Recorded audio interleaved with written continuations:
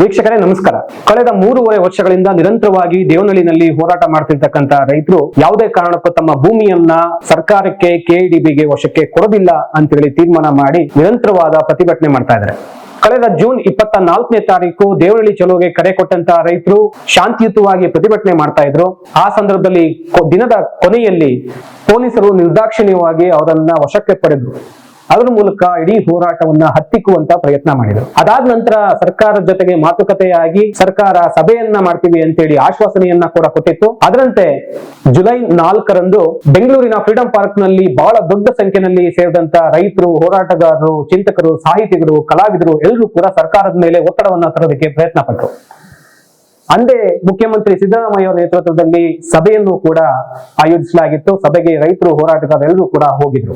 ಅದಾದ ನಂತರ ಮುಖ್ಯಮಂತ್ರಿಗಳು ತಮಗೆ 10 ದಿನಗಳ ಕಾಲಾವಕಾಶ ಕೊಡಿ ಅಂತೇಳಿ ರೈತರ ಬಳಿ, ಹೋರಾಟಗಾರರ ಬಳಿ ಮನವಿಯನ್ನ ಮಾಡ್ಕೊಂಡಿದ್ರು.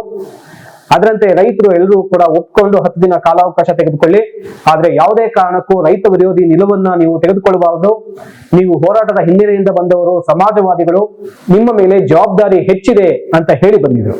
ಅದಾದ ನಂತರ ಸರ್ಕಾರ ರೈತ ಪರವಾಗಿ ತೀರ್ಮಾನ ತೆಗೆದುಕೊಳ್ಳುತ್ತೆ ಅಂತೇಳಿ ರೈತರು, ಹೋರಾಟಗಾರರು, ಇಡೀ ಕರ್ನಾಟಕದ ಹೋರಾಟ ಸಮುದಾಯ ಆಶಿಸಿತ್ತು. ಆದ್ರೆ ಸರ್ಕಾರ ಈಗ ನಡೆದುಕೊಳ್ತಿರ್ತಕ್ಕಂತ ರೀತಿ ನೋಡಿದ್ರೆ ಸರ್ಕಾರ ರೈತ ವಿರೋಧಿ ನಿಲುವು ತೆಗೆದುಕೊಳ್ಳುತ್ತಾ ಜುಲೈ 15ನೇ ತಾರೀಕು ಮುಖ್ಯಮಂತ್ರಿ ಸಿದ್ದರಾಮಯ್ಯನವರು ಕರೆದಿರತಕ್ಕಂತ ಸಭೆಯಲ್ಲಿ ಸರ್ಕಾರ ರೈತ ವಿರೋಧಿ ನಿಲುವನ್ನ ಘೋಷಣೆ ಮಾಡುತ್ತಾ ಅನ್ನುವ ಆತಂಕ ಈಗ ಕಾಡ್ತಾ ಇದೆ.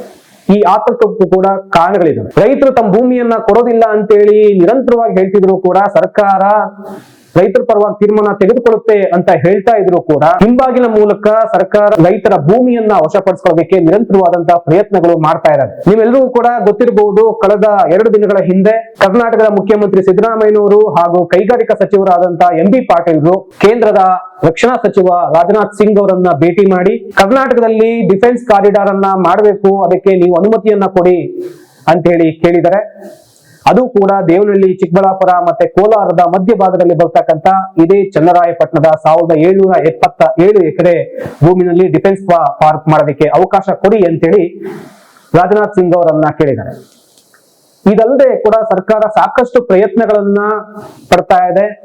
ರೈತರನ್ನ ಮನವೊಲಿಸೋದಕ್ಕೆ ಹೇಗಾದ್ರೂ ಮಾಡಿ ಈ ಭೂಮಿಯನ್ನ ಕೆಡಿಬಿಗೆ ವಶಪಡಿಸಿಕೊಂಡು ಅದ್ರ ಮೂಲಕ ಬಂಡವಾಳಶಾಹಿಗಳಿಗೆ ಮಣೆ ಹಾಕಬೇಕು ಅಂತೇಳಿ ಸರ್ಕಾರ ಪ್ರಯತ್ನ ಪಡ್ತಾ ಇದೆ.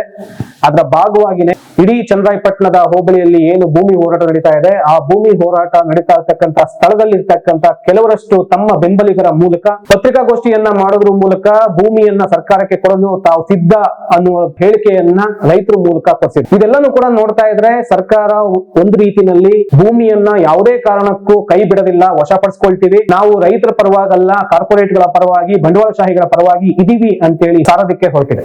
ಜುಲೈ 15ನೇ ತಾರೀಕು ಸಿದ್ದರಾಮಯ್ಯನವರು ಕರೆದಿರ್ತಕ್ಕಂತ ಸಭೆಯಲ್ಲಿ ರೈತ ಪರವಾದಂತ ತೀರ್ಮಾನ ತೆಗೆದುಕೊಳ್ತಾರಾ ಅನ್ನುವ ಅನುಮಾನ ದಿನೇ ದಿನೇ ಹೆಚ್ಚಾಗ್ತಾ ಇದೆ.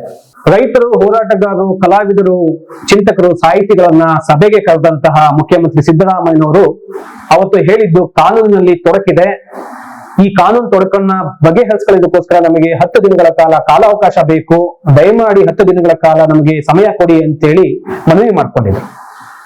ಆದ್ರೆ ಇದೀಗ ಗೊತ್ತಾಗ್ತಿರೋದು ಏನು ಅಂತ ಹೇಳಿದ್ರೆ ಕಾನೂನಿನ ತೊಡಕಿರುವುದು ನಿಜ ಅಲ್ಲ, ಅದು ಇಚ್ಛಾಶಕ್ತಿಯ ಕೊರತೆ ಇದೆ.